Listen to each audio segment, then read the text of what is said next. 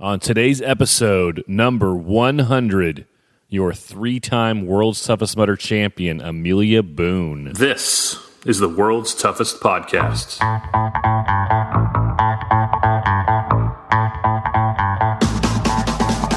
Welcome to the World's Toughest Podcast, where we talk about any obstacle course race you'd like, as long as that's World's Toughest Mudder. Each week we talk to members of the WTM community and share stories of success and failure in the single greatest event in OCR. My name is Will Hicks, and this is the World's Toughest Podcast. Welcome back to Elite Week on World's Toughest Podcast. My name is Will Hicks, and you're listening to the number one obstacle course racing podcast in the world, according to Apple Podcasts and Amazon.com. Thank you for rating and reviewing the show. You are too kind. I've noticed this year, and actually last year also, when Elite Week rolls around, the reviews pick up as well. And I'm not sure why that is. Maybe it's because we're going out daily, and everyone's like, hey, I want to be part of the Cool Kids Club and leave a review also. But thank you for leaving a review. It's a good time of year to do that. Today on Elite Week, Amelia Boone. Amelia is, without a doubt, the highest profile athlete in the sport of obstacle course racing. She is a past Spartan Race World Champion.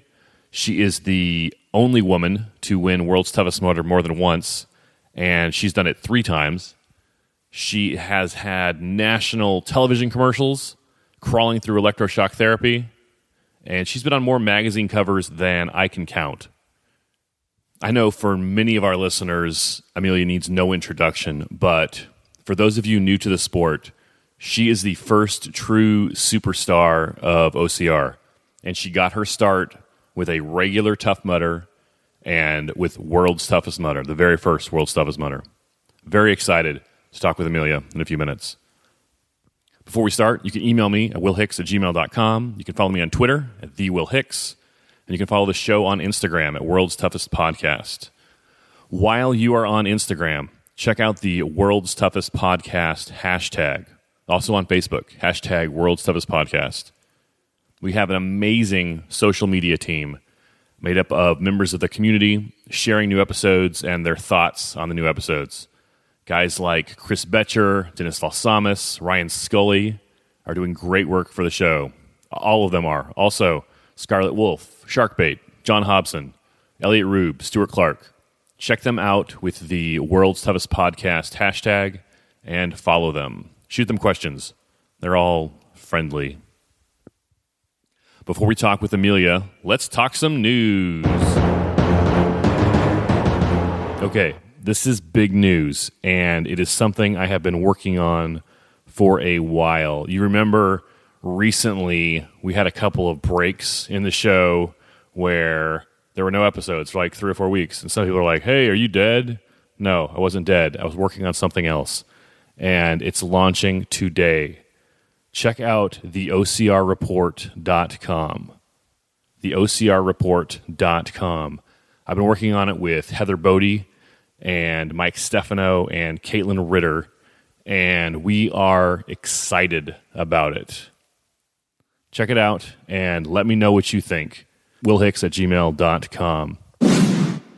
What is the OCR Report? Is it another website with OCR news and race reports and discount codes?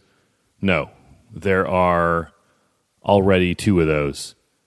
It's not even in competition with those guys.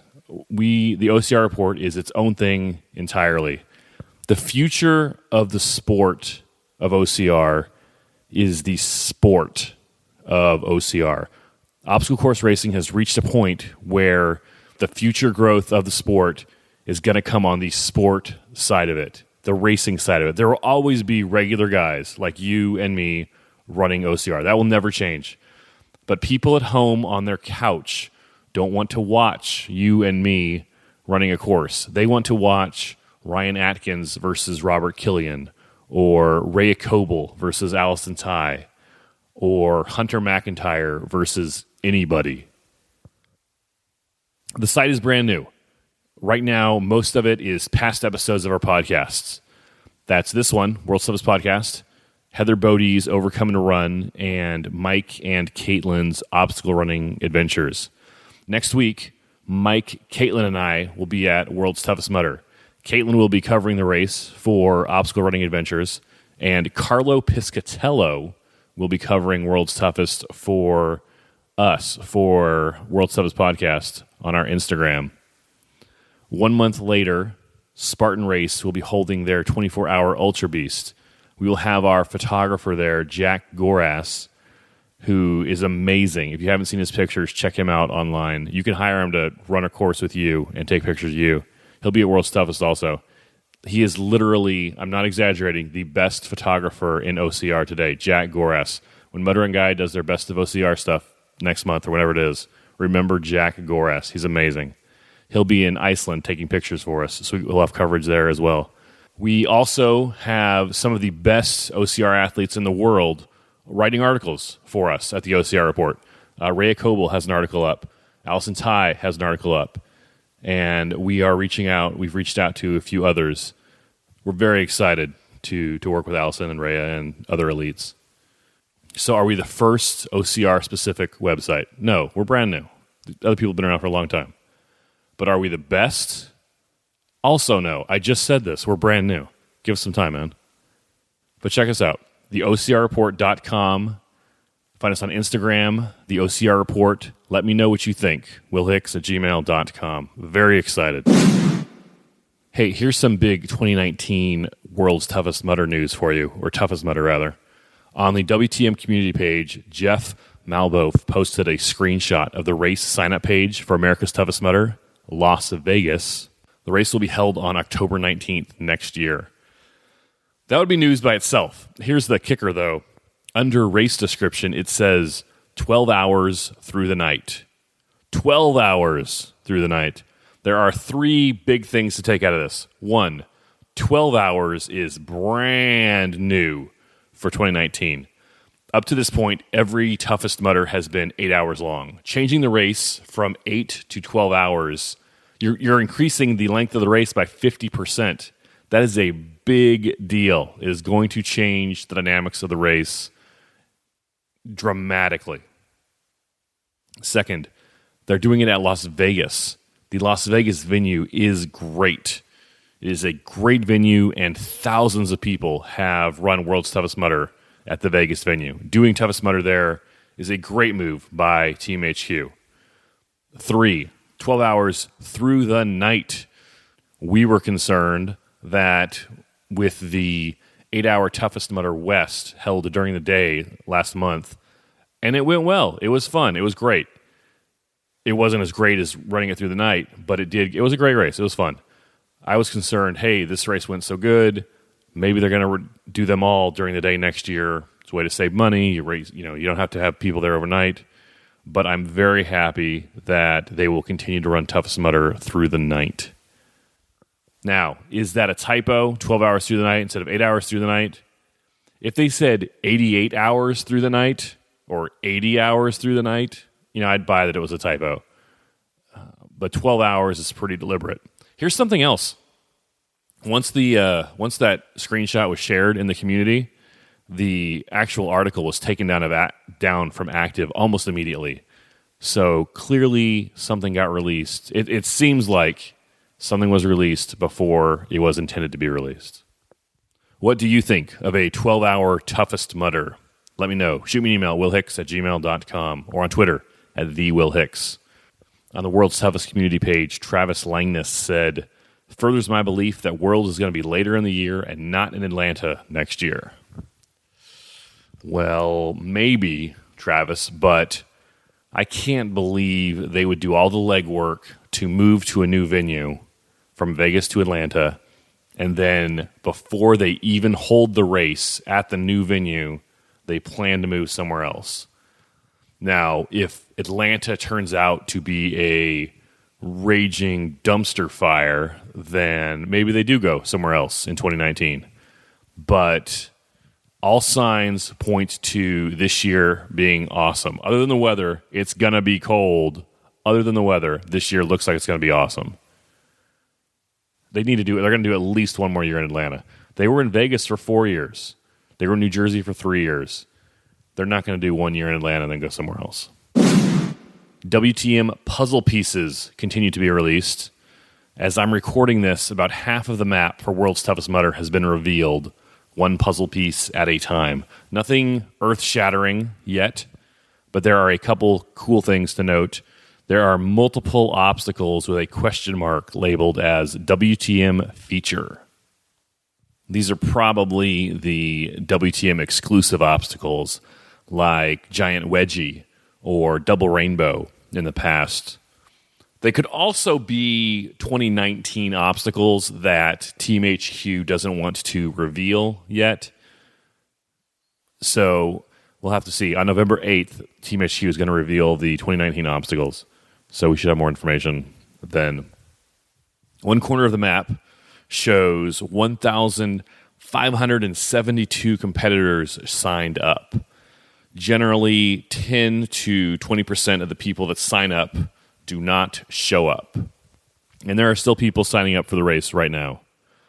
I would expect around 1,300 people to run the race. And that would be in line with past years. That same corner of the map reveals there will be 26 obstacles for each 5-mile loop. A regular Tough Mudder course has about 20 to 22 obstacles over 10 miles. World's Toughest Mudder is not just a 24-hour long Tough Mudder. It's not just a long Tough Mudder. It is a hard Tough Mudder. It is a tough Mudder.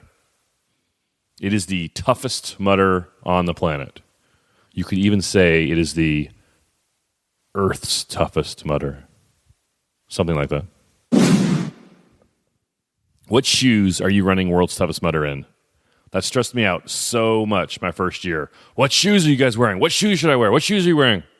This year I am running in the Merrell Agility Peak Flex trail running shoes. You can win a free pair by texting the word tough to the number 22828. That's tough to the number 22828.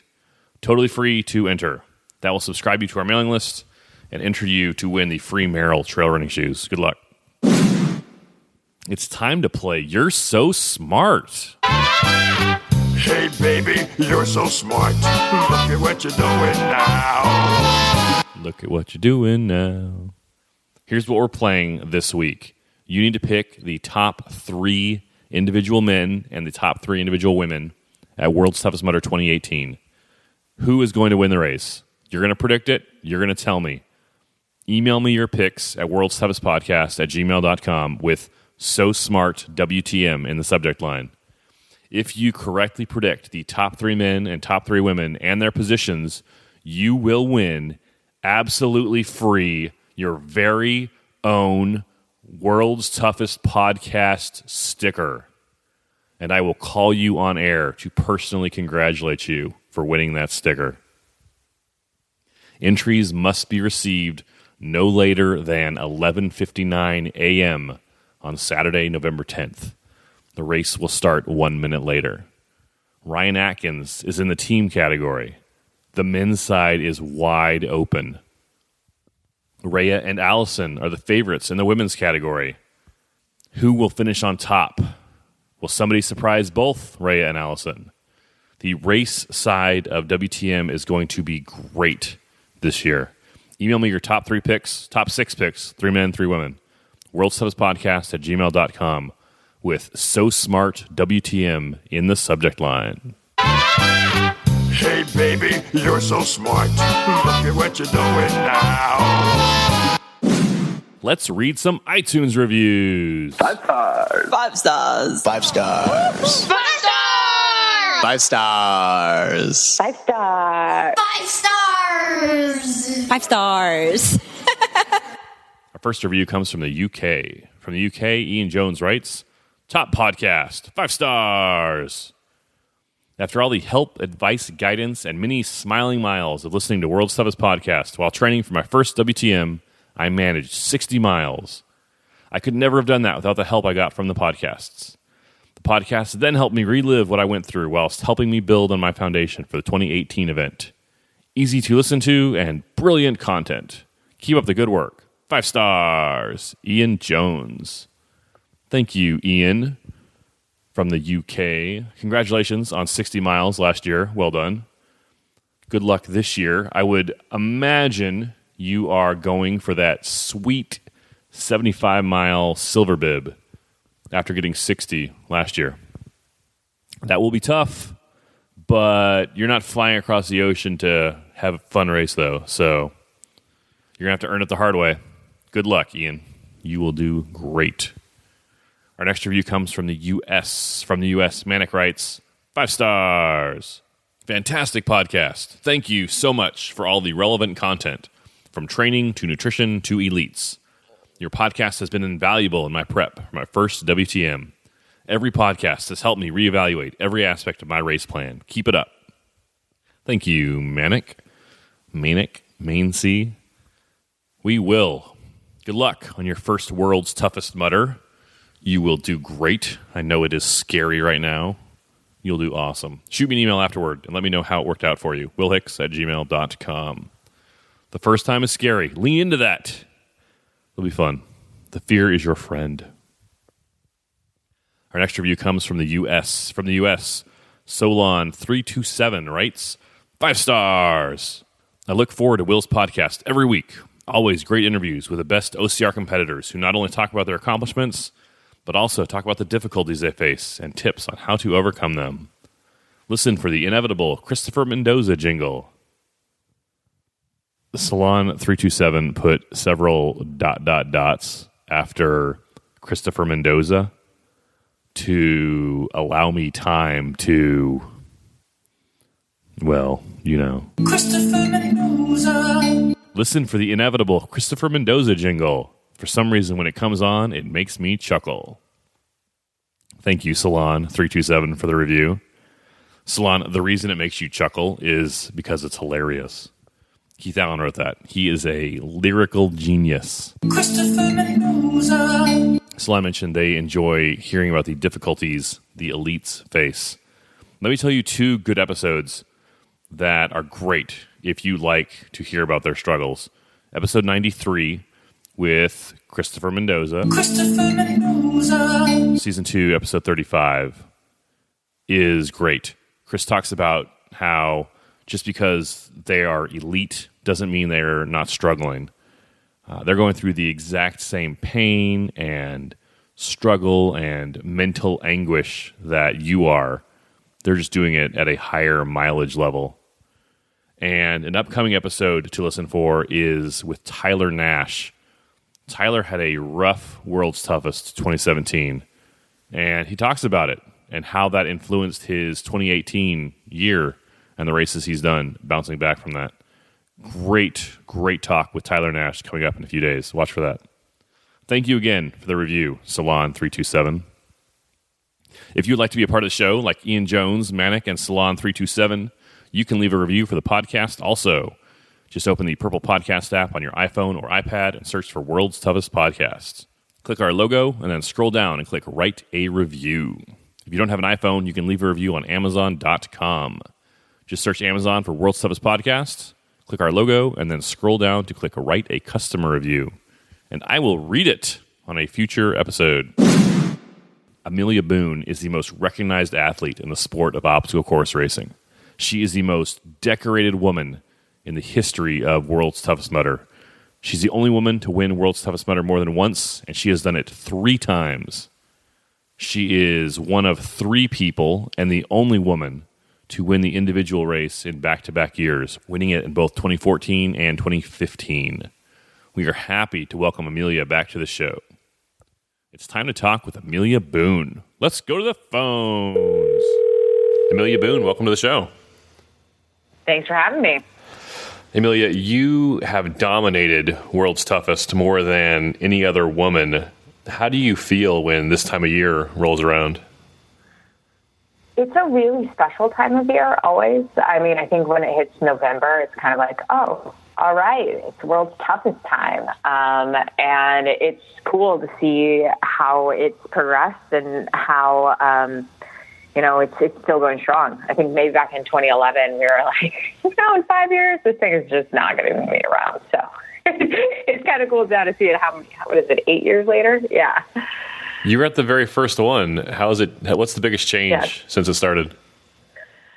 I think just that it's become so competitive, and you used to be able to go out and I never had a pit crew, for instance. I had informal pit crews, but I never needed that. But now you see these crews, and being at it this past few years, in a crewing role or in a spectating role, it's like a NASCAR race out there. I mean, you have people one person stripping off somebody's wetsuit and somebody feeding them broth, another one. And so I think to compete, you have to have, you can't just dilly-dally in your tent anymore. We used to just kind of go hobble into our tents and look around for things and waste time. And you don't have that luxury anymore, for sure. What do you think about that? Do you think that's good for the race? Do you think it's maybe not the best thing? I think it's a natural progression. I think that it's awesome that there's that much competition around it. I think I'm always going to be one of those old school people, though, in very many ways, where I just kind of I'm like that old crotchety person that wants to go back when it originally started. And I always liked the ideas of no pit crews, of making it completely self-sufficient. And so you can't, and that being said, it's an advantage to have a well-oiled pit crew, but it's not going to win you a race. The athlete still has to do that. So I go back and forth. I like to see how far it's come. But at the same time, I'm sitting there going, back in my day. So, yeah. I think you're right, though. Part of it is a natural. Everything's more professional. There's more money in it. It's on television now. Mm-hmm. It's kind of a natural. Just the way it goes. Yeah, and there's so many reasons why that is incredibly fantastic. And it's just generated so much more interest. And you can actually really follow it now, and people can watch along, which is great. Speaking of watching along, last year you were on the TV live stream coverage online. What are your plans for World's Toughest this year? I actually am probably not going to be making it out. It's not. There may be a potential that I may just show up randomly. But I never planned on racing this. It was never in kind of my year-long race plan. I have some stuff in the beginning of 2019 that I'm eyeing, and that this just didn't really fit into in accounting for the recovery time. So I was kind of looking for something to do to keep myself busy out there if I went. It hasn't really materialized because I'm not really good at standing around. But so I've had some work things crop up, so I may be watching along from the Bay Area and cheering via that way. So no formal plans, but may not be making the cross-country track. If only it was back in Vegas. If it was back in Vegas, it would have been much easier for me to kind of slide away, but not a fan of the Atlanta change. It's okay, though. So last year at World's Toughest, Rhea Coble tied your record of 90 miles. Mm-hmm. What did you think watching that go down? I thought it was incredible. I mean, for her to come in, never having run a Tough Mudder, I don't even think, and then she dominated. And, there's always that part of you that's like, oh, what if my record is going to get broken and whatnot? But then it's a completely different course. It's a completely different, it doesn't, the mileage records to me, as much as people kind of make them out to be a big thing, I don't think really are, because it's so different year after year. Obstacle placement is different, weather is different, course is different. And so, but I was totally impressed and incredibly cheering for her, and I'm going to be cheering for her again. I think that I'm pretty confident if she could do 90 miles last year, that 90 miles plus in Atlanta will not be an issue for her. You're right. It's fun for us to talk about, compare year to year, but they're totally different courses. I was looking when you did 90 miles, you were doing it on 10-mile loops. So you had and no pit crew. It was a totally different race back then. Yeah, it's 10-mile loops, no pit crews.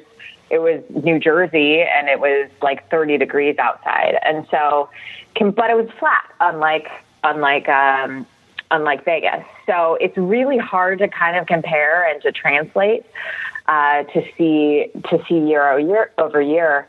But I think I think that's part of the charm in all of it. You know, it's like in 2014, everybody talks about the windstorm, and that's the only year that we've had, you know, obstacles blowing over, for instance.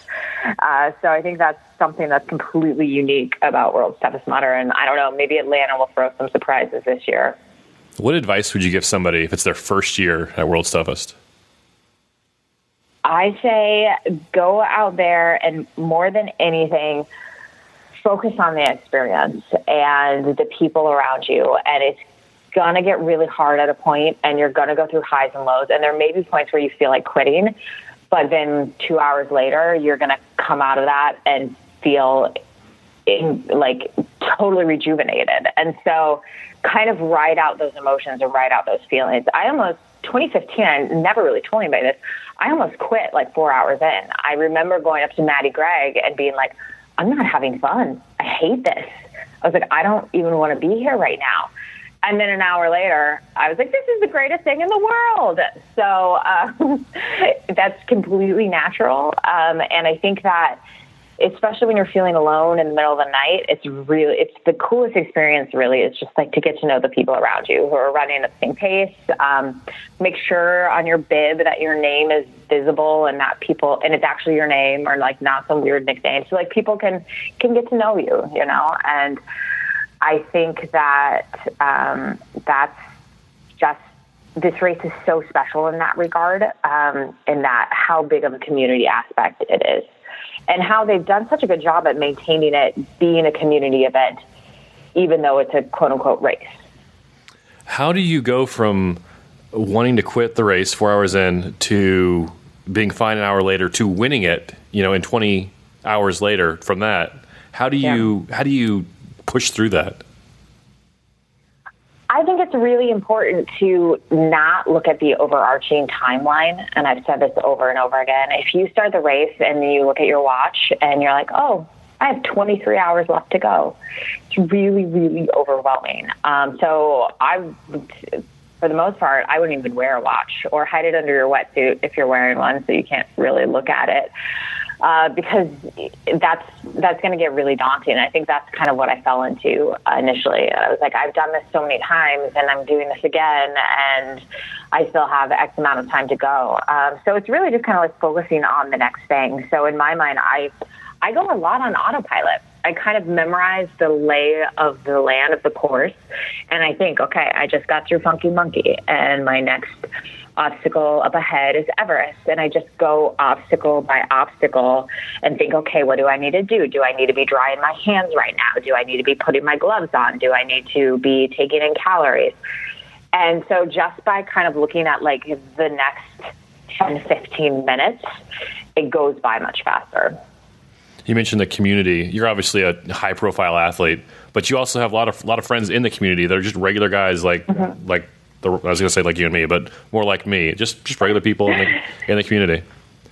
Yeah, I mean, and that's the funny thing is that it's so strange to me. It's flattering when people say like high-profile athlete, but you know, I started this the same way that everybody else started it, and that was in 2011. And then coming in, and I met the guys from Four Eyes, and everyone that was just, we were all scared out of our minds. We had no idea what we were doing. We were all weekend warriors. There was no such thing as a professional athlete in obstacle racing. And to me, that's still who I am at my base, is that same attorney who signed up on a lark to, suffer in December in New Jersey in 20 degrees. And so I think that really keeps me grounded and, rooted in that. And that's still so much why the people that I've met through World's Toughest Mudder are some of my favorite people. And now I'm getting upset because I'm like, oh, okay, Amelia, maybe you should make the cross-country flight because they'll make room for you, I'm sure. I know, you can see how much it means to me. It's one of those things where I actually, when I talk about World's Toughest Mudder, it's like I get teary-eyed all the time about it. So That's a really good point about where we all started as none of us as kids dreamed of being like professional obstacle course racers. This is all new to all of us. And all of us had Right. our very first time just a few years ago, probably.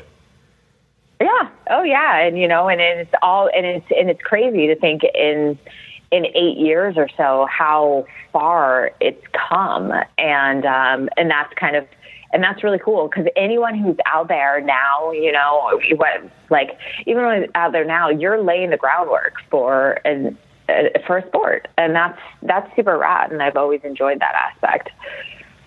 Amelia, do you have any sponsors or anything you'd like to plug? Not really. Everyone knows who my sponsors are, so they get plugged a fair amount. How can people find you on social media?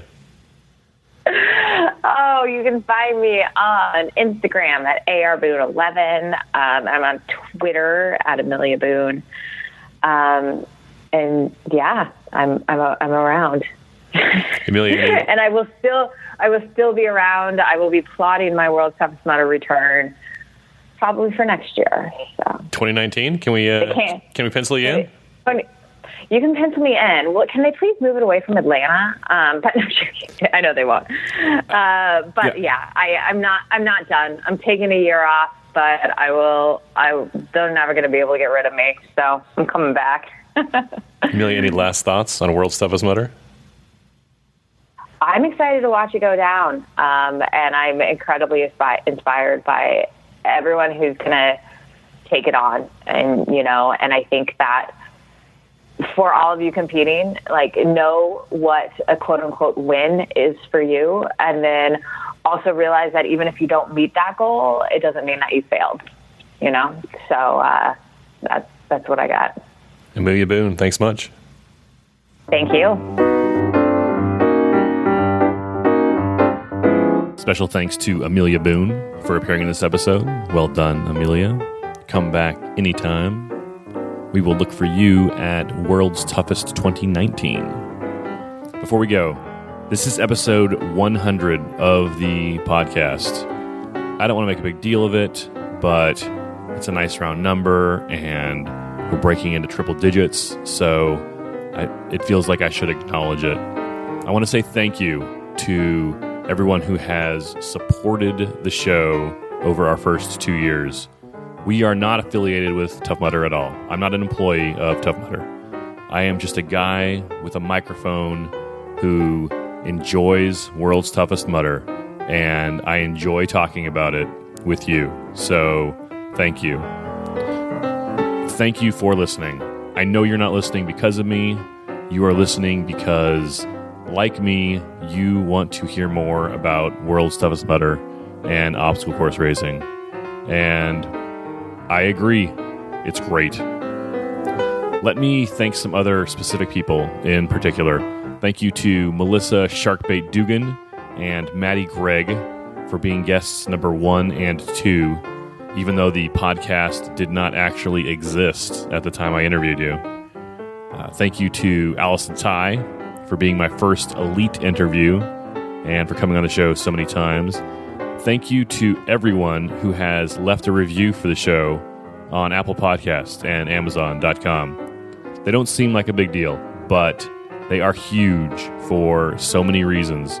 Those reviews have opened doors for us. Thank you for reviewing the show on Apple Podcasts. Thank you to Sue Harvey Brown and John Sangret at Merrill. The shoes at Merrill are great, but the people are better. Thank you to Matt B. Davis, Heather Bodie, Mike Stefano, Caitlin Ritter, Josh Chase, and all the other OCR podcast hosts. We make each other better every single week. We enjoy the competition. It's friendly. Literally, we're all friends. Most of us are friends. Thank you to my social media team. You guys are studs. You have made it so I can focus on the show and not worry about the promotional aspect of the social media.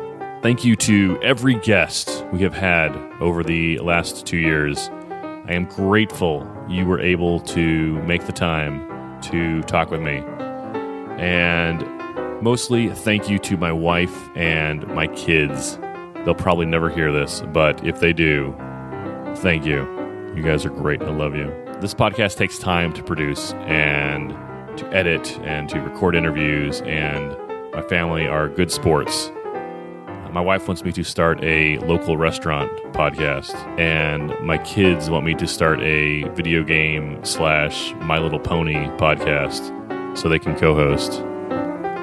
Not today, kids. Go to bed. I am humbled and I am grateful that you are still listening 100 episodes later. I'm looking forward to seeing everyone at World's Toughest Mudder. I will see you in Atlanta less than 1 week from today. Elite Week continues every day until then. Please check out the OCRreport.com. Let me know what you think. Go spend time with someone you love.